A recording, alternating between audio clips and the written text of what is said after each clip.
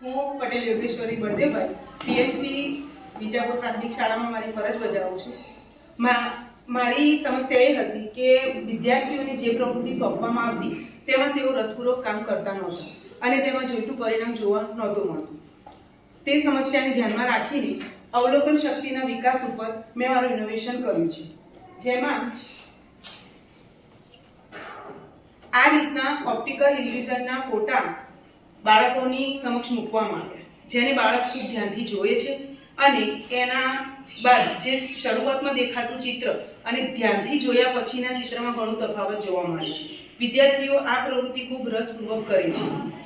તેના મૂલ્યાંકન માટે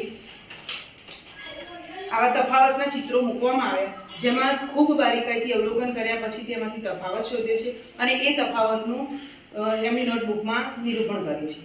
તો આ પ્રયોગને અંતે મને એ પરિણામ મળ્યું કે બાળકો ખૂબ સારી રીતે અવલોકન કરી શકે છે.